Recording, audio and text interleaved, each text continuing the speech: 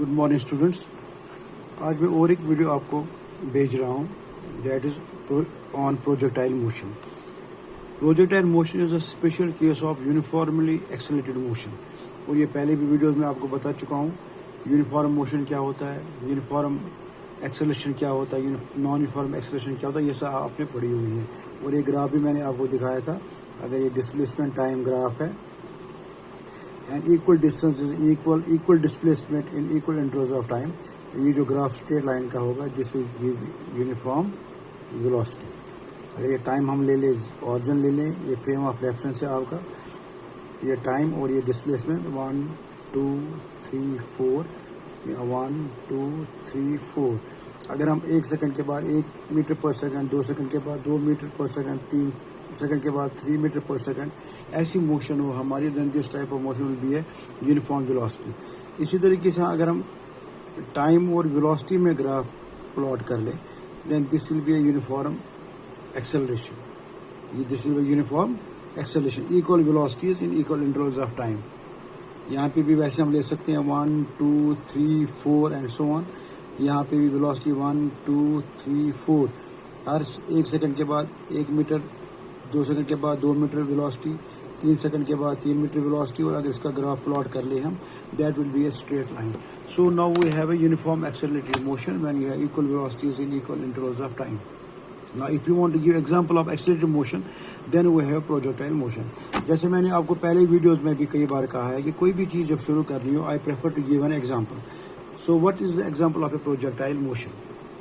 Example of a projectile motion. तो इसमें आप एक सिंपल एग्जांपल आपने सुना होगा, जब भी कोई फ्लड्स कहीं पे आता है या आप एक सैटेलाइट को आपने प्रोजेक्ट करना है, या आप आपने सुना होगा हिरोशिमा नागासाकी जो जापान में बॉम्ब्स गिराए गए थे जिसमें काफ़ी डिस्ट्रक्शन हुआ था।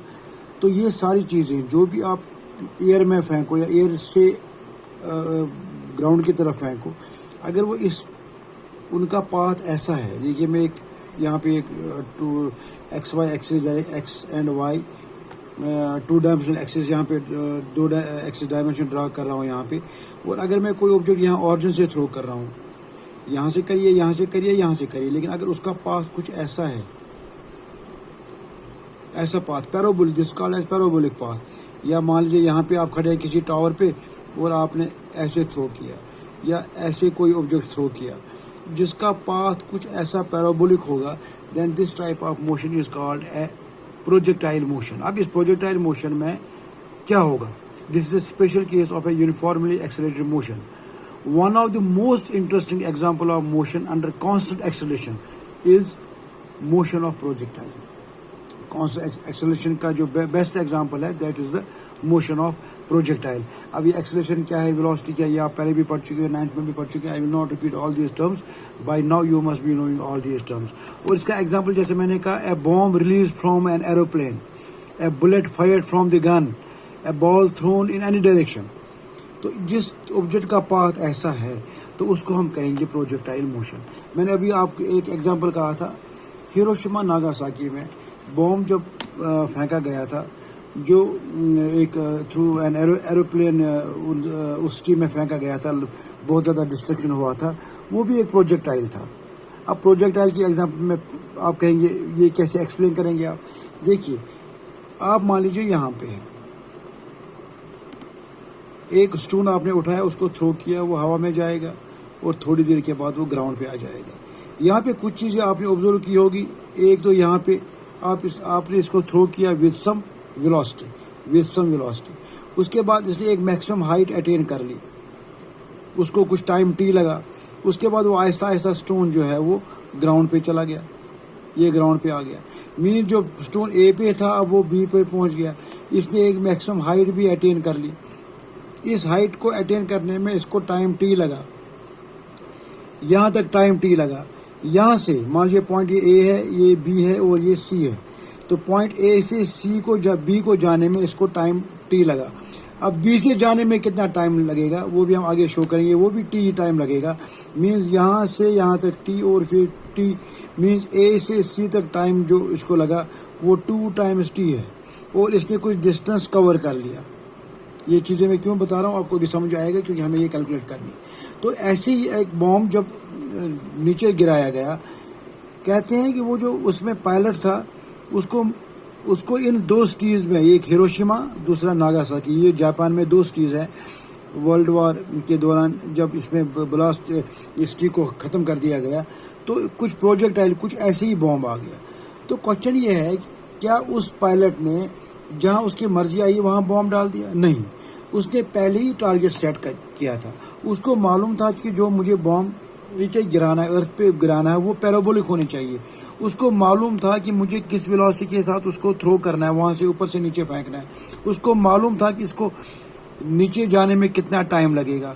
उसको मालूम था कि ये कितना डिस्ट्रक्शन कर सकता है, वो उसका रेंज कितना होगा ए से बी तक। अगर ए से थ्रो किया तो ग्राउंड में जाने तक उसका रेंज क्या होगा, उसका टाइम क्या होगा, उसका टोटल टाइम कितना लगेगा। या जब फूड पैकेट्स नॉर्मली आप देखे होंगे, छत पे जब फ्लड लास्ट टाइम जब कश्मीर में आया था तो लोग छतों पे बैठे खड़े थे, वेट कर रहे थे हमारे पास दूध का पैकेट आएगा, ब्रेड का एक पैकेट आएगा। लेकिन कई बार आपने देखा होगा कि फूड पैकेट नीचे छत के ऊपर आप कोई वेट कर रहा है लेकिन उसको हाथ में नहीं आ रहा, because that time you don't set the target. उसमें कोई उनकी कैलकुलेशन नहीं है। उनको कैलकुलेशन ये नहीं है कि मुझे किस एंगल पे, जो टर्म में यूज़ कर रहा हूँ उसको याद रखिए, किस एंगल पे मुझे फेंकना है, किस वेलोसिटी के साथ फेंकना है, उसकी मैक्सिमम हाइट कितनी होनी चाहिए, उसका रेंज क्या होना चाहिए, कहाँ तक जाना चाहिए। वो रैंडमली उसको फेंकते हैं विद द रिजल्ट कई बार जिस आदमी को वो देना चाहते हैं वो फूड पैकेट उसके पास नहीं जाता। लेकिन जब कोई वार होता है, किसी भी 2 कंट्रीज में वार होता है, अगर आपने वहाँ पे एक बॉम्ब रिलीज करना है, एक जगह से दूसरी जगह हवा से बॉम्ब रिलीज करना या ज़मीन से किसी और जगह बॉम्ब रिलीज करना है, वहाँ रैंडमली आप नहीं कर सकते, क्योंकि उससे डिस्ट्रक्शन ऐसा हो सकता है कि आप मान लीजिए कंट्री ए पे बॉम्ब रिलीज करना चाहती है कोई कंट्री, तो वो दूसरी कंट्री में चला जाएगा, दूसरी सिटी में चला जाएगा। Is it clear? So they have set targets. So when ever you have such type of situations, एक बॉम्ब को रिलीज करना है, that is example of a projectile, लेकिन वहाँ आपको हर चीज़ मालूम है, किस वेलोसिटी के साथ, किस एंगल पे, उसकी मैक्सिमम हाइट क्या होगी, उसका रेंज क्या होगा, उसकी स्पीड क्या होगा, सब कुछ आपको मालूम है। Is it clear? That is an example of a projectile. और या आपको एक बॉल थ्रो करनी है, आप चाहते हो कि मैं हवा में बॉल फेंकूं और वो आपके दोस्त के पास जानी चाहिए, तो आप एक रफ एस्टिमेशन करते हो कि ये मैं किस स्पीड के साथ फेंकूं ताकि आपके दोस्त के पास चली जाए, और चली भी जाती है। आप एक क्रिकेट बॉल आपस में थ्रो खेल रहे हैं, कैच की प्रैक्टिस कर रहे हैं, आपने एक ऑब्जेक्ट को ऊपर हवा में फेंका और एग्जैक्टली आपके दोस्त के हाथ में चली जाती है। Is it clear? अगर आप कैलकुलेट नहीं, एक गैस नहीं करोगे, वो बॉल ऊपर जाएगी, अपने सिर पर भी लग सकती है। तो जो वो बॉल थ्रो कर रहे हो आप, ये एक पायलट जो बॉम्ब रिलीज कर रहा है या एक बुलेट हवा में आपने फेंकी, वो फिर ऊपर जाकर फिर कहीं ना किसी स्टेज पे वो नीचे चली जाती है। That those all are examples of a projectile. Now what we have to calculate in this in case of projectile. मैंने एक चीज़ आपको कही, वेलोसिटी वी के साथ हम टर्म यूज़ के इक्वेशन यूज़ करेंगे, इक्वेशंस ऑफ मोशन यूज़ करेंगे, क्योंकि हमें वेलोसिटी का मालूम होना चाहिए, हाइट का मालूम होना चाहिए, एक हाइट कैलकुलेट करनी है हमें। और दूसरा, हमें ये अगर आपने एक ऑर्जन से फेंका, ये पत्थर, ये स्टोन, ये ऑब्जेक्ट कितना दूर जाएगा, वो डिस्टेंस आपको कैलकुलेट करनी है। ये सारी टर्म्स हम कैलकुलेट करेंगे by using equations of motion. But for that first let me draw a diagram. मैं साथ साथ में आपको अपने नोट्स आप सामने रखेंगे, वहाँ देख कर भी आप समझ सकते हैं। So let's consider a projectile fixed with A fired with a velocity v0. So we have a projectile fired with a velocity v naught. ये मैंने आपको कहा v naught means from the origin O. ये मैं लेता हूँ origin, और ये मेरा y axis, ये मेरा y axis और ये मेरा x axis, ये origin O है। और यहाँ मैंने फायर किया एक प्रोजेक्टाइल, वो ऊपर गया, ऐसे गया, ऐसे गया और इस तरफ आ गया। ये आपका x axis, यहाँ पे पॉइंट आ गया, इसका मैंने नाम दिया b।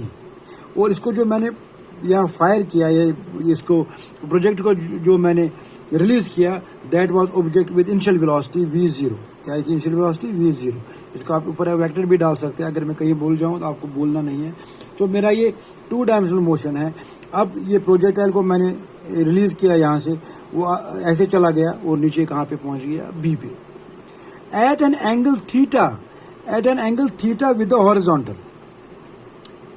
अगर ये थीटा है तो ये कितना होगा, 90 माइनस थीटा। अगर क्वेश्चन आता है प्रोजेक्टाइल को आप फायर कर रहे हैं with angle theta with vertical, तो ये एंगल होगा 90 माइनस थीटा। तो जो भी आपकी कैलकुलेशन होगी वहाँ आपको थीटा के बदले 90 माइनस थीटा लिखना है, वो आप खुद समझोगे, लेकिन नॉर्मली आपका विद हॉरिजॉन्टल ही आता है एग्जाम में। सो मैंने एंगल थीटा विद हॉरिजॉन्टल इस ऑब्जेक्ट को थ्रो किया, इस स्टोन को थ्रो किया, इस स्टोन को मैंने आसमान में फेंका, वो यहाँ से शुरू किया और यहाँ चला गया। ये मेरी वेलोसिटी थी v0, राइट अंडरस्टैंड, ये वेलोसिटी थी मेरी v0, इनिशियल वेलोसिटी थी v0।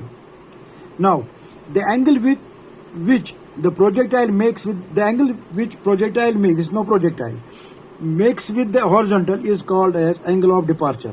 डिपार्चर में निकलना, जिस एंगल के साथ हमने इसको ऊपर रिलीज किया, that angle theta is called as angle of departure और angle of projection, angle of departure और एंगल ऑफ प्रोजेक्शन। ये दो वीडियो मैंने आपको पहले भेजे हैं इसके ऊपर, होप आपने वो पढ़े होंगे। This angle theta is angle of projection और एंगल ऑफ डिपार्चर। नाउ अब हम एज्यूम करेंगे कि एयर की कोई रेजिस्टेंस नहीं, अगर हम करेंगे इसके साथ फ्रिक्शन के हो रहा है इसके एयर के साथ, तब हमें कुछ और इसके कैलकुलेशंस करेंगे, थोड़ा हार्ड बनेंगी। तो इसलिए हम क्या करेंगे, we will neglect the air resistance and we can assume the projectile to be moving under the constant acceleration a, constant acceleration a जो है इसके अंदर, इस स्टोन के अंदर है। और उसके कंपोनेंट्स क्या होंगे एक्सेलरेशन के, एक कंपोनेंट होगा ए एक्स अलॉन्ग एक्स एक्सिस और दूसरा होगा ए वाई। लेकिन ऑब्जेक्ट किस तरफ एक्सेलरेट हो रहा है आप देख लीजिए, यहाँ पे पॉइंट पे अगर ये वेलोसिटी v0 है, आप मुझे बताइए, जैसे मैंने आपको कहा था कंपोनेंट्स में, जब भी किसी ऑब्जेक्ट को आप थ्रो करोगे, जब भी किसी ऑब्जेक्ट को आप फोर्स लगाओगे, तो मैंने आपको कहा था एक टॉय कार को आप चला रहे हो, आप पुराना वीडियो आप देखोगे वेक्टर का, जिसमें मैंने कंपोनेंट ऑफ वेक्टर्स का था, रिजोल्यूशन ऑफ वेक्टर्स पढ़ाया था आपको। उसमें मैंने कहा था किसी भी वेक्टर को हम दो कंपोनेंट्स में डिवाइड कर सकते हैं। जब हम चलते हैं तो क्या हम अगर मैं चलते समय 10 न्यूटन ऑफ फोर्स लगा रहा हूँ, क्या वो सारा 10 न्यूटन फोर्स मुझे आगे लेने में हेल्प करता है? नो। अगर मैं 10 न्यूटन फोर्स के साथ चल रहा हूँ, क्या ये 10 न्यूटन फोर्स मुझे आगे ले रहा है? नहीं। मैंने कहा था ये एक्चुअली इसमें दो कंपोनेंट है, एक मेरा अगर मान लीजिए 6 न्यूटन है, ये बाकी बचा 4 न्यूटन फॉर एग्जांपल। तो ये कैलकुलेट करने की बात है। अगर ये 6 न्यूटन ये मेरे वेट को बैलेंस करता है, mg जो मेरा वेट है, तो ये खत्म हो गया, ये 6 न्यूटन ये इक्वल एंड अपोजिट खत्म। तो ये खाली जो 4 न्यूटन है ये मुझे आगे लेने में मदद करता है। सिमिलरली ये जो स्टोन ऊपर जा रहा है, ये जो ऑब्जेक्ट प्रोजेक्टाइल मैंने थ्रो के रिलीज किया ऊपर की तरफ, तो क्या ये वेलोसिटी v0 जो मैंने मान लिया 10 मीटर पर सेकंड है, मैंने 10 मीटर वेलोसिटी के साथ इसको ऊपर फेंका, तो क्या ये 10 मीटर पूरा काम कर रहा है इसको ऊपर लेने में? नो। इसमें से कुछ इसको इस तरफ लेने की कोशिश कर रहा है हॉरिजॉन्टल कंपोनेंट, और कुछ इसको इस तरफ लेने की कोशिश कर रहा है। मीन्स v0 जो कंपोनेंट है वो अब दो पार्ट्स में बढ़ गया, एक है vx0 और दूसरा है vy0। जैसे कंपोनेंट ए के दो कंपोनेंट है, वेक्टर ए के दो कंपोनेंट है ax एंड ay, यहाँ पे v0 के दो कंपोनेंट है, एक है vx0 और vy0। मीन्स कहीं भी मान लीजिए ये पॉइंट है, यहाँ पे भी वेलोसिटी कुछ है, यूनिफॉर्म वेलोसिटी है, ये vx0 इस तरफ कोशिश कर रहा है, ये इस तरफ, यहाँ पे भी vx0 इस तरफ, और जब ये यहाँ पे आ गया मैक्सिमम हाइट इसने अटेन की, यहाँ पे जब ये यहाँ पे पहुँच गया, ये वेलोसिटी vx वेलोसिटी ये कंपोनेंट इसको इस तरफ लेने की कोशिश कर रहा है, लेकिन v0 vy0 यहाँ है नहीं, कंपोनेंट है अभी नीचे आ रहा है, तो वो इस तरफ जाने की कोशिश कर रहा है, vx vy। और यहाँ पे क्या है, ये आ गया, ये आपका यहाँ पे पॉइंट जब रीच करेगा तो यहाँ vx0। Is it clear? So यहाँ पे ये vx0 हर जगह यूनिफॉर्म वेलोसिटी है, यहाँ पे vx0 हमेशा इसको नीचे लाने की कोशिश कर रहा है, लेकिन vy कंपोनेंट जो है वो उसको ऊपर लेने की कोशिश कर रहा है। मीन्स अगर ये वेलोसिटी मान लीजिए 10 मीटर पर सेकंड है, उस 10 मीटर में कुछ वेलोसिटी इस तरफ जा रही है, कुछ वेलोसिटी इस तरफ जा रही है। Is it clear? अब जब यहाँ पे पहुंचा ये, यहाँ बताइए क्या एक्सेलरेशन है एट पॉइंट h, यहाँ वेलोसिटी क्या है एट पॉइंट, मान लीजिए ये h पॉइंट है, मान लीजिए ये पॉइंट h है, यहाँ पे मैक्सिमम हाइट ये मैक्सिमम हाइट पे ये कितना कवर किया इसे, ये डिस्टेंस कवर की, ये मान लीजिए मैक्सिमम हाइट यहाँ पे है, ये मान लीजिए a है, यहाँ पे ये आपने मान लिया a है, ये मान लिया आपने a, और ये मैक्सिमम हाइट h है। यहाँ पे h पे क्या है, यहाँ पे वेलोसिटी 0 हो गई। आप कहेंगे क्यों सर 0 हो गई? अगर ये वेलोसिटी यहाँ पे h जीरो होगी तभी ये नीचे आ गया, अगर ये वेलोसिटी h जीरो नहीं तो ये और ऊपर चला, ये ऐसे चला जाता और ऊपर जाता, इस तरफ जाता। Is that clear? सो यहाँ पे velocity V Y zero V Y zero है, जो वी वाई जो है इसका वी वेलोसिटी वी वाई है, ये वी वाई कहाँ से आया? मीन अगर यहाँ वेलोसिटी वी एक्स है तो यहाँ पे वेलोसिटी क्या होगी? किसी एक अभी वेलोसिटी बढ़ यहाँ पे पहुँच गई वी, ये इनिशियल वेलोसिटी थी, जैसे इनिशियल वेलोसिटी यू होती है, फाइनल वेलोसिटी वी, तो यहाँ बढ़ती गई, ये है वी वाई, इसको टेंजेंट अलोंग द टेंजेंट, ये वी हो गई, तो ये हो गया आपका वी एक्स और ये हो गया आपका V Y. Is that clear? तो यहाँ पे वी जीरो हमने इनिशियल वेलोसिटी लिया और यहाँ पे वेलोसिटी हमने फाइनल वेलोसिटी वी ले ली और ये ले लिया वी एक्स और ये लिया इसका कंपोनेंट वी वाई। तो लेकिन यहाँ पे पॉइंट एच पे ये कंपोनेंट जो इसको वी अब ले रहा है, ये ऊपर ले रहा है, वो वी वाई हो गया जीरो, वी वाई हो गया जीरो। अब ये चलते चलते ये इसका एक्स है और ये वाई, अब ये देखिए एच क्या है, ये एक्चुअली वाई है। अगर ये डिस्टेंस आप लेंगे तो ये एक्चुअली क्या है, ये वाई है, तो इसको हम एच लेंगे, स्मॉल एच। ये जो हाइट है ये वाई कंपोनेंट, ये this is Y, try to understand, ये वाई है और ये एक्स है, तो वाई कितना है यहाँ पे एच, यहाँ पे वाई कितना है, व्हाट इज वाई हियर? क्या यहाँ कोई वाई मीन्स एच? कुछ नहीं है, जीरो। तो यहाँ पे हमारा वाई क्या होगा? जीरो। यहाँ तो खाली एक्स होगा, यहाँ पे वाई क्या है? जीरो। तो ये आप चीज़ें याद रखो क्योंकि जब हम कैलकुलेशन करेंगे तो ये आपको काम आएगा। मीन जब आपका मैक्सिमम हाइट है वहाँ पे वी वाई जीरो है और टाइम लगा इसको यहाँ तक पहुँचने में, टाइम टी, कितना लगा? Time T. और यहाँ से यहाँ तक लगा टाइम टी, तो यहाँ पे कितना लगेगा? इट विल बी 2t, ये आगे हम प्रूव करेंगे। और मान लीजिए पूरा ओ से बी तक पहुँचने में इसको जो टाइम लगा, suppose that is time T, capital T. This time T is called as time of flight. क्या बोलते हैं इसको? Time of flight. फ्लाइट में जो ये प्रोजेक्टाइल हवा में रहा, कब तक रहा? ओ से बी तक, just touching the ground means B तक। सो ओ से बी तक जो टाइम लगा, time T, that's called as time of flight. और ये जो ए टू एच है डिस्टेंस, ये स्टोन कहाँ तक गया? This is maximum height. क्या है ये? Maximum height. और ये पहले मैंने आपको बोला, ये जो थीटा है, this angle of projection, this called angle of projection. और ये पॉइंट पी है, मान लीजिए कोई भी पॉइंट है, यहाँ पे इसके कोऑर्डिनेट्स क्या होंगे? एक होगा वी एक्स, एक होगा वी वाई। यहाँ पे क्या होगा? वी एक्स जीरो, यहाँ पे होगा वी वाई जीरो।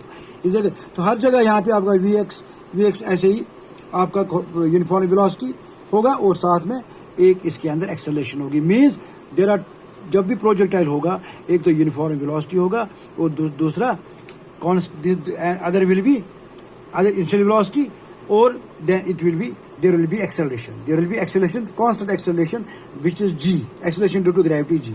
देखिए जब यहाँ पे ऑब्जेक्ट चला गया, ऑब्जेक्ट किस तरफ जा रहा है? ऊपर की तरफ जा रहा है, वेलोसिटी कम हो गई, मीन्स एक्सेलरेशन क्या होगी? ड्यू टू ग्रेविटी, क्योंकि ग्रेविटी की वजह से ये नीचे आ रहा है, so acceleration will be, gravity will be g. जब ऊपर की तरफ जा रहा है तो माइनस, जब नीचे की तरफ आ रहा है तो plus. Is that clear? So हमारा ए एक्स जो कंपोनेंट होगा एक्सेलरेशन का वो होगा जीरो, और वाई कंपोनेंट जो होगा that will be minus g, minus g. ऊपर की तरफ क्या होगा? माइनस जी हम लेंगे, जो वाई कंपोनेंट है, क्योंकि वेलोसिटी कम होती जाएगी तभी ये नीचे आएगा। अगर हम वेलोसिटी नेगेटिव नहीं होती, माइनस नहीं होती, कम नहीं होती, तो ये स्टोन कभी नीचे नहीं आएगा। इसकी वेलोसिटी कम होने के बाद ये क्या होता है? It will come down on the surface of the earth. So we have, so that's why I said one of the most interesting example of motion under constant acceleration is the motion of projectile. So it has some initial velocity and then under the influence of gravity alone, कोई भी object हो, that is called as projectile। अब हम इसकी calculation शुरू करेंगे। मान लीजिए ऑब्जेक्ट यहाँ से नहीं, आप यहाँ से थ्रो करोगे, फिर क्या होगा? What will happen? अगर आप यहाँ से नहीं, यहाँ से इसको थ्रो करोगे, then what will happen? आपको यहाँ पे इसको डिस्टेंस, वो भी आप ये वाली डिस्टेंस, ये मान लीजिए आपने यहाँ से नहीं यहाँ से शो किया, ये मान लीजिए यहाँ पे x जीरो है और फिर ऑब्जेक्ट यहाँ से यहाँ पहुँच गया x। अगर मैं अभी यहाँ से मैं डिस्टेंस s ले रहा हूँ, मैं ले रहा हूँ डिस्टेंस s, तो यहाँ पे क्या लेंगे आप? ये s किसके बराबर होगा?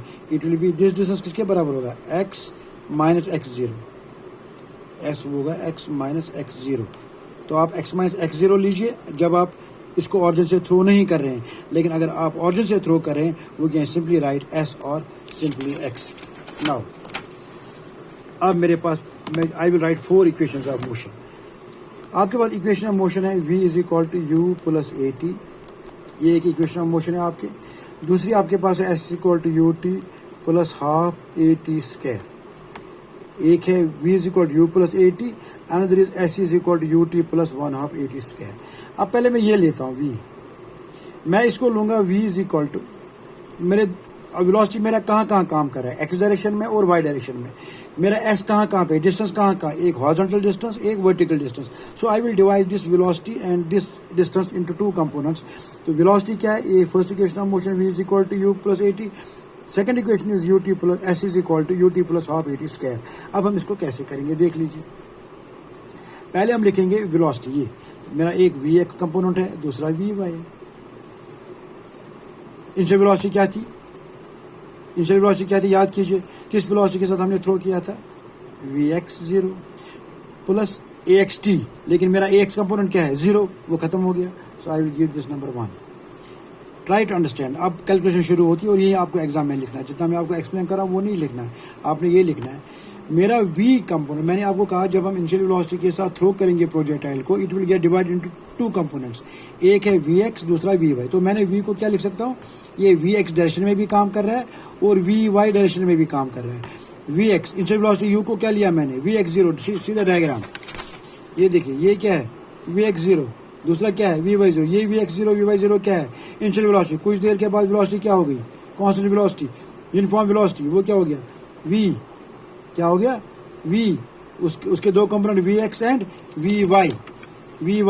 सो vy किसके बराबर होगा, ut, sorry v is equal, इसका दूसरा कंपोनेंट क्या आएगा vy इज इक्वल u के बदले vy0। ay एक कंपोनेंट क्या है एक्सेलरेशन, वो क्या है, वो क्या है इसका वर्टिकल कंपोनेंट क्या है, acceleration due to gravity g into t। ये मेरा दूसरा equation. So vx is equal to vx0 and vy is equal to vy0 minus gt, because हमारा ax कंपोनेंट है वो 0 है और ay जो है वो माइनस g है, acceleration due to gravity. So vy is equal to vy0 minus gt, this first equation, this second equation. उसके बाद दूसरी इक्वेशन में ले रहा हूँ यहाँ पे, s is equal to ut plus half at square. मैंने आपको कहा आप s को x माइनस x0 लिख सकते हैं, फिर s के बदले आप x माइनस x0 भी लिख सकते हैं, लेकिन हम शॉर्टकट करेंगे, जरूरत नहीं है वैसे लिखने की, हम ऑरिजिन से ही मानेंगे। इसको हमने थ्रो किया तो मेरे दो इक्वेशंस क्या आएंगी, मेरा x क्या आएगा, पहले s के बदले x, u के बदले क्या लिखेंगे आप u मेरा क्या है vx0 t plus half axt square, मेरा ax0 है तो खत्म हो गया, तो ये मेरी तीसरी इक्वेशन बन गई। My third equation will be x is equal, distance is equal to vx0 into t, और उसके बाद y के बदले क्या लिखेंगे आप, क्योंकि मेरे दो डिस्टेंसेस कर रहा है मेरा प्रोजेक्टाइल, वो एक x हॉरिजॉन्टल में भी जा रहा है, ऊपर भी जा रहा है, और साथ में एक डिस्टेंस भी हॉरिजॉन्टल डिस्टेंस भी कवर कर रहा है, ये ऊपर की तरफ भी जा रहा है तो y भी कवर हो रहा है इसका, ये y जो h लिया हमने यहाँ पे मैक्सिमम हाइट, और मेरा x भी कवर कर रहा है जो ये o से भी चला गया। That means now this s can be divide into two components, एक मेरा x आएगा u के बदले vx0 जैसे यहाँ पे लिया था into t plus half at square.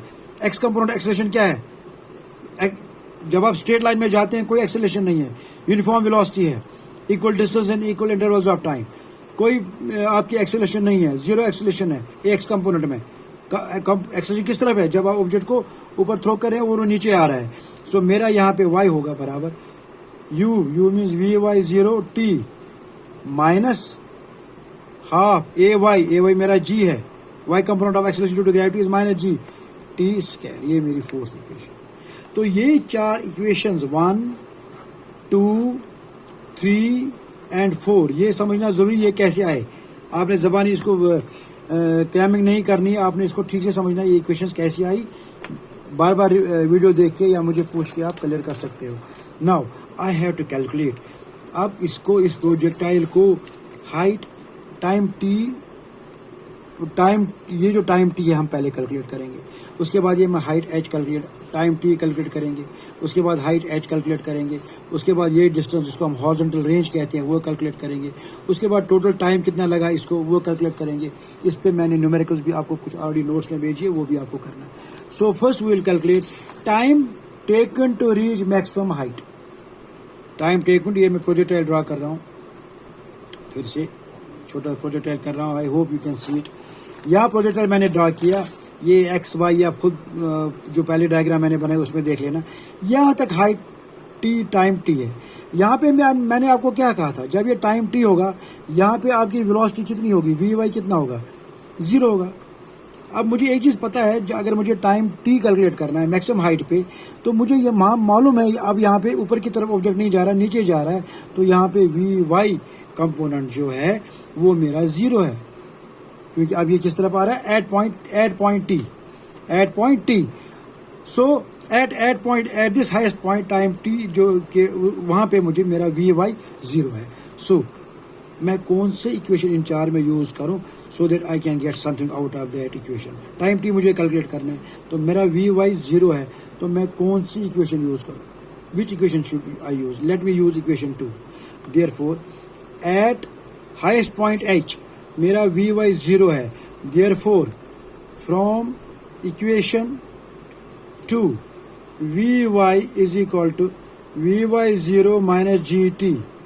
मेरा वी वाई कितना है, 0 is equal to v y 0 minus g t. V y not भी पढ़ते हैं कई बार, v y 0 minus g t. V y 0 क्या है, ये है initial velocity along y direction, g acceleration due to gravity, t is the time जो मैं कैलकुलेट कर रहा हूँ to reach at maximum point.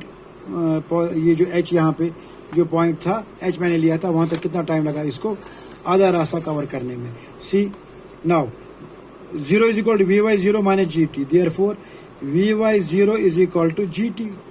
इसको यहाँ लीजिए, खत्म खेल। तो टी मेरा किसके बराबर आएगा, वी वाई 0 बाई जी। तो मैं इसको क्या लिख सकता हूँ आगे, आप मुझे बताइए, जब किसी भी वेक्टर, जब वेक्टर ए का हमने दो कंपोनेंट लिया था, एक लिया था ए एक्स, दूसरा लिया था ए वाई, तो हॉरिजॉन्टल कंपोनेंट हम क्या कहते हैं उसको, कोसाइन कंपोनेंट, और वर्टिकल कंपोनेंट क्या क्या क्यों हम क्या कहते हैं, that is called as sine component. और अगर मेरे पास वेक्टर ए है, उसका दो कंपोनेंट था, ए एक्स कॉस थीटा, दूसरा था ए वाई, दूसरा कंपोनेंट था ए वाई साइन थीटा।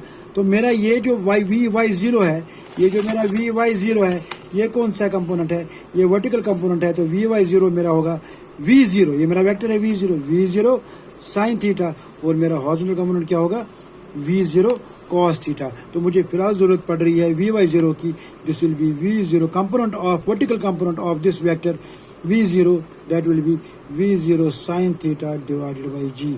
तो ये टाइम t आपने कैलकुलेट कर लिया, ये है v0 sine theta divided by ji.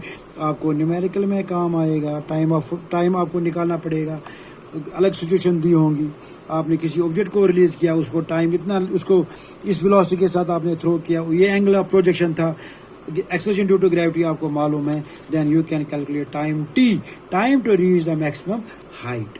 Is it any doubt? I don't think you have any doubt. Let me move to the next part.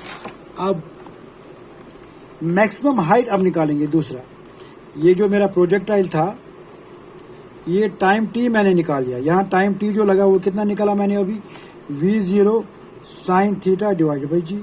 अब इसी point को पहुँचने में इसको जो ये जो हाइट h है, h means y, h means ये वाई, इसको ये हाइट किसके बराबर है, ये हाइट किसके बराबर है।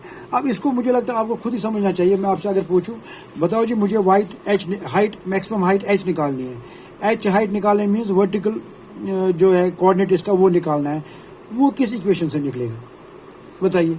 क्या वो vx 0 से निकलेगा, इसमें तो हाइट है ही नहीं। vy से निकलेगा, नहीं निकलेगा। क्या मैं x से इसको निकालूं, नो, मुझे y कंपोनेंट निकालना, तो वो इक्वेशन नंबर 4 से निकलेगा। मेरी इक्वेशन 4 क्या है, इक्वेशन 4 मेरी क्या है, वो है y is equal to v y 0 t minus half g t square. देख लीजिए, y मेरा y क्या है, that is height h, y h है मेरा, y जो है that is h, maximum height इसने कितना अटेन किया प्रोजेक्टाइल ने, that h is equal to v y 0। अब मैं वी वाई 0 नहीं लिखूंगा, मैं सीधा लिखूंगा v0 sine theta into time t। जब ये मैक्सिमम हाइट h अटेन करता है, वहाँ पे टाइम कितना लगता है, अभी आपने कैलकुलेट किया इससे पहले, वो था v0 sine theta divided by g. समझ आ रहा है ना, अभी मैंने कैलकुलेट किया, मेरा y इज इक्वल, आप ये सोच समझ के इक्वेशन यूज़ करनी है। जब आपने टाइम t निकालना है तो दूसरी इक्वेशन लेनी है, जब आपने h निकालना है, h मीन्स आपने y निकालना है, तो मैंने उसके लिए फोर्थ इक्वेशन यूज़ की, इक्वेशन ऑफ मोशन। तो h is equal to v y 0 मेरा कौन सा कंपोनेंट है, sine component, v0 sine theta into time t मेरा कितना है, v0 sine theta by g minus half g t square. T तो मैंने अभी निकाला। आप कहेंगे सर ये टी क्यों लिया हमने, क्योंकि मैक्सिमम हाइट तक पहुंचने में इसमें टाइम टी लगता है, स्मॉल टाइम टी, इसलिए मैं टी का v0 साइन थीटा बाई जी लिख सकता हूँ। तो यहाँ टी स्क्वायर तो क्या आएगा, v0 square sine square theta by ji square, एक जी और आपका एक जी कटेगा।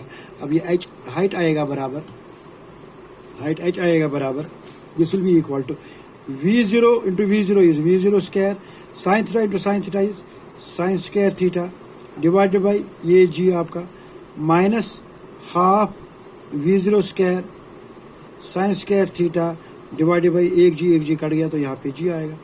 तो दिस माइनस दिस, इनको कैलकुलेट कर लो, h is equal 2g LCM लेके ये बनेगा आपका v0 के, यहाँ पे 2g आया, हाफ है यहाँ पे, तो 2g एलसीएम निकाल के then you will get v0 square sine square, ये एक में आधा निकालना है, v0 sine square theta by g minus half v0 square sine theta by g. अगर v0 साइन स्क्वायर थीटा आप कॉमन निकालेंगे, अंदर बचेगा 1 माइनस 1/2, तो ये आएगा आपका v0 sine square theta divide by g.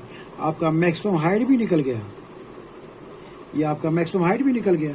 तो हमारा सिंपल था, एक time taken to reach highest point भी निकल गया, हमारा टोटल टाइम ऑफ फ्लाइट भी निकल गया। मैं और एक टर्म आपको दिखाऊंगा, सॉरी आपका एक मैक्सिमम हाइट भी निकल गया, मैं और एक दो टर्म्स इसमें दिखाऊंगा। लास्ट में कुछ इक्वेशंस ऑफ मोशन, उसके लिए मैं एक नया वीडियो नहीं बनाऊंगा, जब आप नोट्स देखोगे आपको वो खुद समझ आएगा कितना ईजी है, वो सर ने समझा दिया है, तो वो एक चीज़ आपके लिए असाइनमेंट रहेगी। लेकिन और एक आइटम इंपॉर्टेंट, बड़ा इंपॉर्टेंट इसमें एक और टर्म है, वो मुझे निकालना है, that is total time of flight. Total time of flight, total time of film, जो प्रोजेक्टर हवा में रहता है इसी को हम कहते हैं, प्रोजेक्टर को कहते हैं ये फ्लाइट। जैसे हमारी एरोप्लेन हवा में रहता है, हम उसको कहते हैं ये हमारी फ्लाइट है, ये प्रोजेक्टाइल भी हमारी फ्लाइट है, जब तक ये हवा में रहेगा ये फ्लाइट है।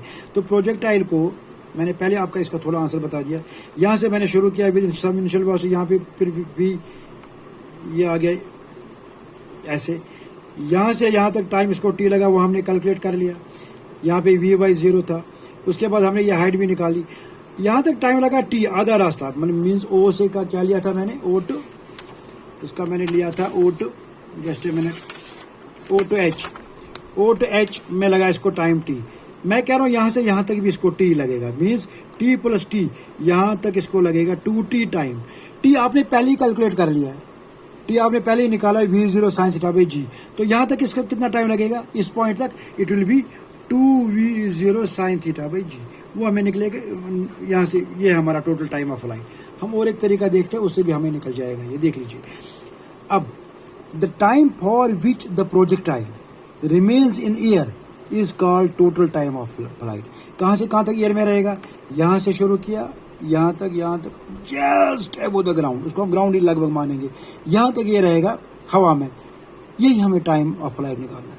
ये इसको कितना टाइम लगा, टोटल टाइम ऑफ फ्लाइट कहाँ से का होगा, मैक्सिमम हाइट रीच करने में लगेगा टी, मैं आपको पहले ही बोल रहा हूँ यहाँ तक लगेगा 2t।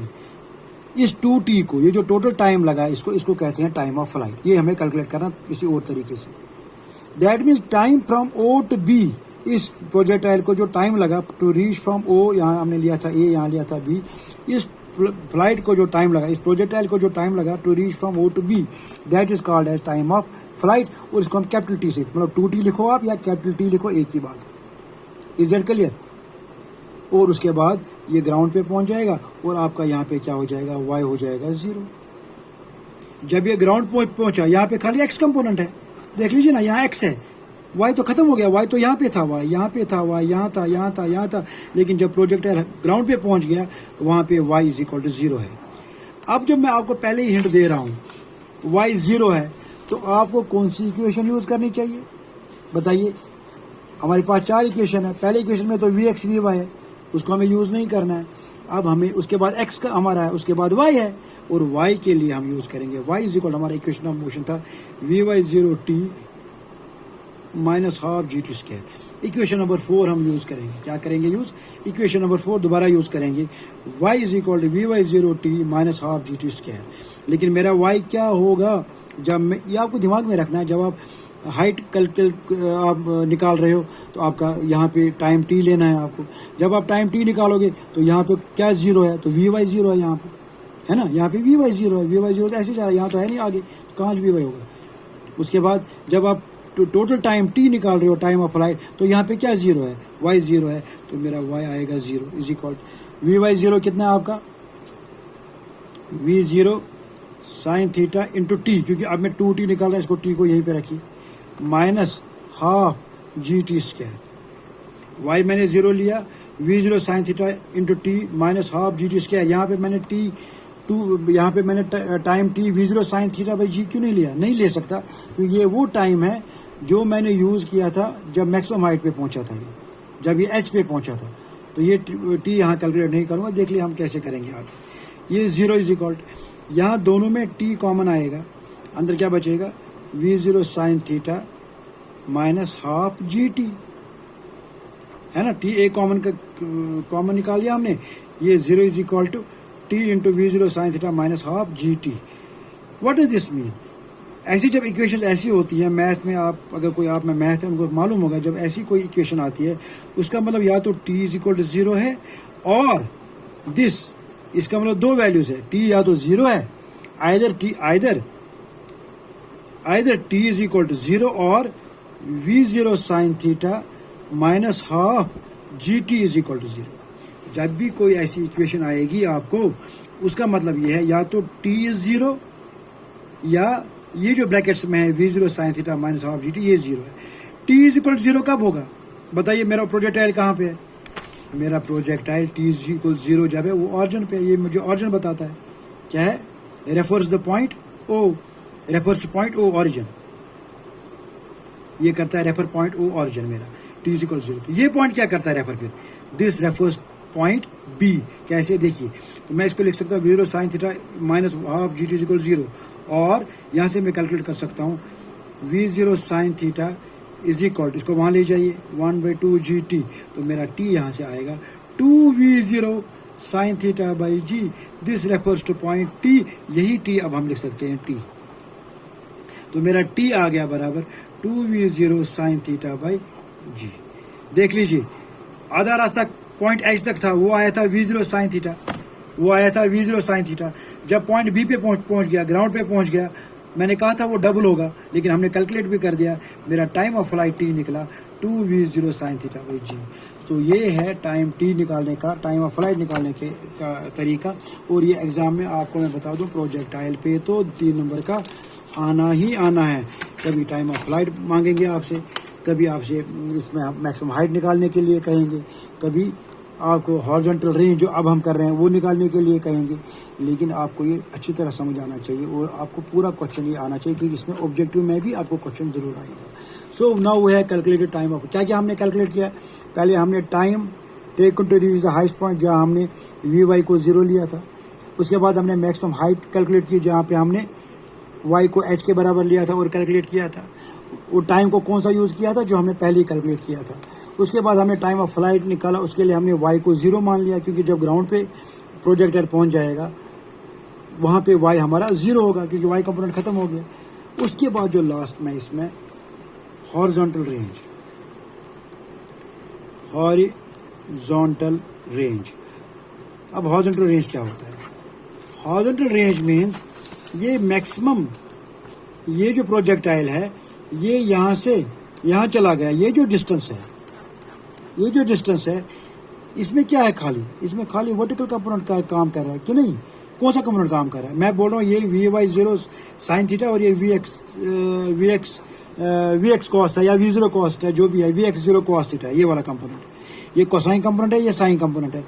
जब मैं यहाँ पे बात कर रहा था, टाइम टी की बात कर रहा था, तब मेरा कंपोनेंट कौन सा आया था, टाइम टी का साइन आया था। जब ये हवा में तो साइन था, क्योंकि वाई कंपोनेंट है। लेकिन अब जब ये ग्राउंड में रेस्ट कर रहा है, ये ग्राउंड पे बैठ गया है बेचारा, प्रोजेक्टाइल हमने हवा में उड़ता हुआ आया और यहाँ पहुँच गया, तो यहाँ कौन सा कंपोनेंट, मैंने आपको स्टार्ट में ही कहा था जब मैंने टॉपिक शुरू किया था, ये जो इनिशियल वेलोसिटी है ये दो डायरेक्शन में काम कर रहा है। ये डायरेक्शन इसको ऊपर ले जा रही है, ये इसको वर्टिकल हाइट दे रही है, कौन सा प्रोजेक्टाइल, वाई कंपोनेंट वेलोसिटी का, और एक्स कंपोनेंट इसको क्या दे रहा है, इसको हॉरिजॉन्टल रेंज दे रहा है, इसको डिस्टेंस, इसको एक्स डायरेक्शन में ले रहा है। सो दिस एक्स डायरेक्शन में इसको एक्स कंपोनेंट लेता है, वाई डायरेक्शन ऑफ वेलोसिटी इसको वाई डायरेक्शन में लेता है। इसलिए यहाँ पे हम कौन सा कंपोनेंट लेंगे, कॉस थीटा वाला कंपोनेंट। अब कैसे कैलकुलेट करेंगे देख लीजिए, हमें मालूम है हमारा वेलोसिटी किसके बराबर होता है, distance by time, distance by time, ये हमारा वेलोसिटी है, तो बेसिक फॉर्मूला है। और हम यहाँ पे लिख सकते हैं वेलोसिटी इज इक्वल टू, और यहाँ पे लिख सकते हैं हम distance is equal to velocity into time. ये है ना फॉर्मूला, बेसिक फॉर्मूला है, आप 6th से पढ़ रहे हो। Distance is equal to velocity into time. अब मेरा डिस्टेंस क्या है, मान लीजिए ये डिस्टेंस मैं आर लेता हूँ, इसको बोलते हैं R, capital R, horizontal range, ये मेरा आर है, डिस्टेंस आर। और मेरा वी को, ये वो कौन सा कंपोनेंट है वेलोसिटी का, क्या वो v0 इसको ले रहा है, क्या vx ले रहा है? No, not at all. मेरा एक इनिशियल वेलोसिटी, जब मैंने इसको थ्रो किया था, प्रोजेक्ट को रिलीज किया था, प्रोजेक्ट को इन एयर, तब मेरे दो कंपोनेंट वेलोसिटी को मैंने आपको बोला, दो कंपोनेंट काम करते हैं, vy ऊपर की तरफ और vy आपको ग्राउंड की लेवल की तरफ ले जा रहा है। इसको vx0 जो है वो हॉरिजॉन्टल कंपोनेंट, इसको हॉरिजॉन्टल रेंज दे रहा है, ग्राउंड पे आ रहा है, तो मैं v वेलोसिटी के बदले vx0 लिखूंगा। और ये टाइम t कौन सा लगा, टाइम टी कौन सा लूंगा, क्या मैं स्मॉल टी लूंगा या कैपिटल टी? ये मैं कैपिटल टी लूंगा। वो क्यों? Because O to B total time of flight होता है, जब ये बी पे पहुंचता है वहाँ ट्वाइस टाइम लगता है, 2t स्मॉल टी लगता है, तो टी जो है वो टाइम ऑफ फ्लाइट है। vx0 मेरा एक्स कंपोनेंट है, तो वो क्या होगा, v0 cos theta into time, क्या है मेरा टाइम ऑफ फ्लाइट, अभी निकाला हमने, 2v0 sine theta by g. अब देख लीजिए, v0 into v0 square, twice sine theta into cos theta, वो होता है साइन 2 थीटा। ये फॉर्मूला है, ये एक फॉर्मूला है, twice sine theta cos theta is equal to sine 2 theta. Is it clear? Divided by आपका अपना जी। तो आपका हॉरिजॉन्टल रेंज निकल गया 2 निकल गया v0 square sine 2 theta by g. हमने और एक फॉर्मूला निकाला, बिल्कुल आसान तरीके से, सिंपल इक्वेशन, सेकंड और फोर्थ इक्वेशन हमने यूज़ की, और कुछ नहीं किया। एक्स कंपोनेंट हमने खाली यूज़ ही नहीं किया, खाली एक पहली बार यूज़ हुआ, यहाँ पे यूज़ हुआ, उसके बगैर तो यूज़ ही नहीं हुआ। अब हमने निकाल लिया आर। अब क्वेश्चन है ये आर मैक्सिमम कब होगा, हॉरिजॉन्टल रेंज जो है वो मैक्सिमम कब होगा? देखिए, हॉरिजॉन्टल रेंज मैक्सिमम कब होगा, अगर ये साइन 2 थीटा मैक्सिमम होगा, साइन 2 थीटा मैक्सिमम होगा, तो आपका आर भी मैक्सिमम आएगा। हॉरिजॉन्टल मैक्सिमम मीन्स अगर मैं किस एंगल पे इसको थ्रो करूं, मान लीजिए ये, उसके बाद मैंने और फेंका ये, और फेंका, मैं चाहता हूँ अभी जो प्रोजेक्टाइल है मेरा यहाँ से यहाँ चला जाए या यहाँ चला जाए, तो मैक्सिमम इसको मैं कैसे बना सकता हूँ, जब ये मेरा साइन 2 थीटा मैक्सिमम होगा। साइन 2 थीटा मैक्सिमम का मतलब क्या है, मेरा साइन 2 थीटा होना चाहिए 1, साइन 2 थीटा होना चाहिए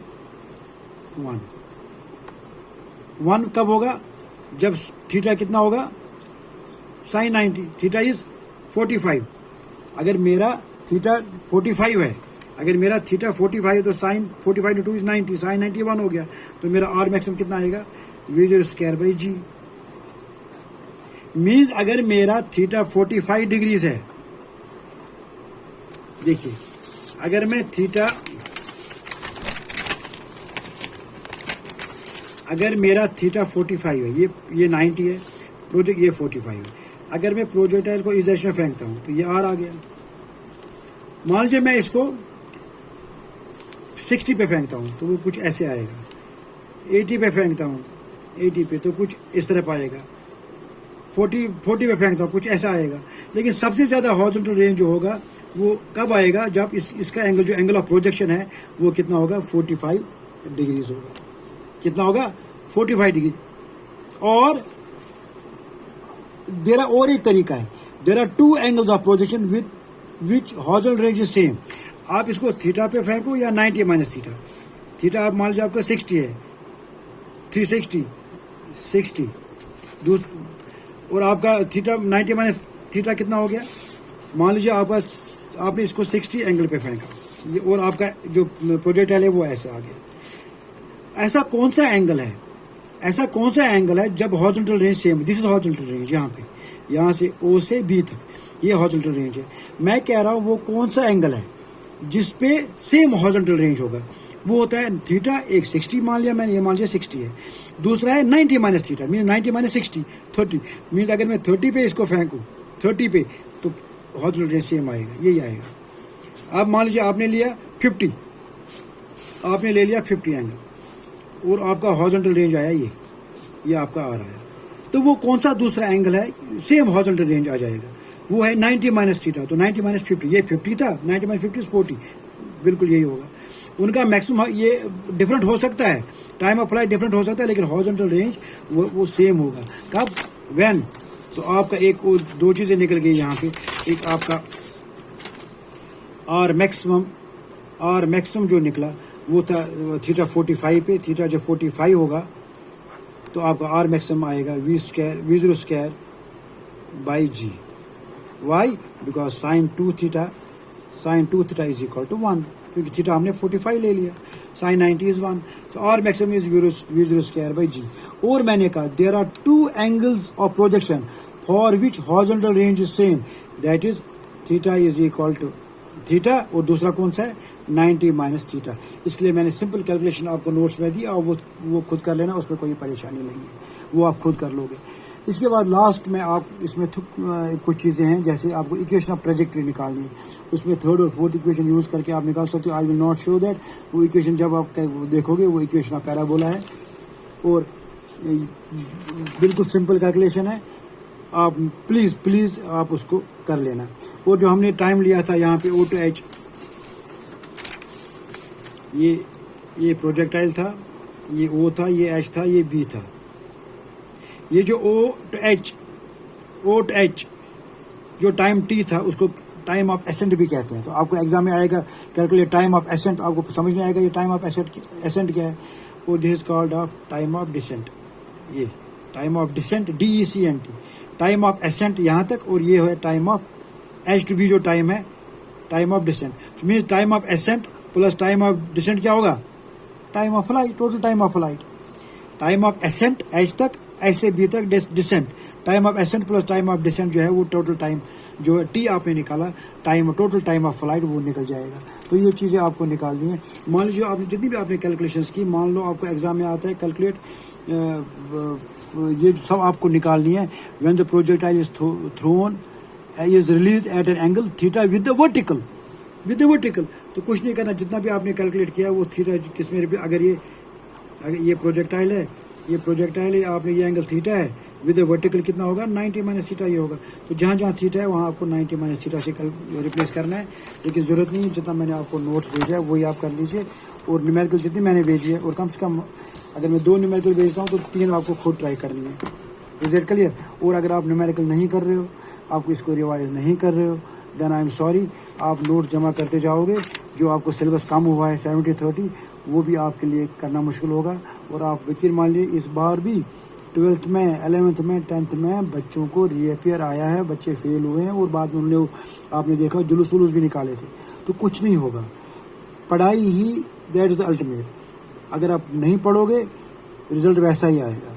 थोड़ा पढ़ोगे पास हो जाओगे, अच्छा बहुत अच्छा पढ़ोगे अच्छी मार्क्स आएंगे, कम पढ़ोगे you know the result. I don't want to say that क्या रिजल्ट होगा।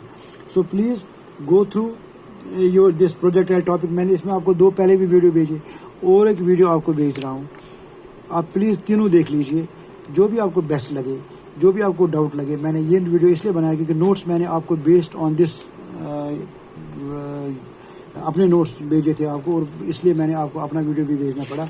Please do it, and this is good by two the 3rd unit. हम अच्छे स्पीड के साथ चल रहे हैं, बहुत ज़्यादा तेज़ भी नहीं चल रहे हैं, स्लो भी नहीं चल रहे हैं, लेकिन आप मेरे से काफ़ी, you are taking lot of work from me, but there is no output, there is no reaction from all of you. आप एक बार कहते हैं सर टेस्ट ले लीजिए, मैं न्यूमेरिकल दे रहा हूँ, कोई सोल्यूशन नहीं आता। अब मैं यहाँ व्हाट्सएप कॉल करता हूँ, यू आर नॉट रिस्पॉन्डिंग। आप क्या करें क्या नहीं करें, I hope you are studying. I don't want to talk to the principal कि आपका रिस्पॉन्स नहीं है, because I want you to help, provided you need it.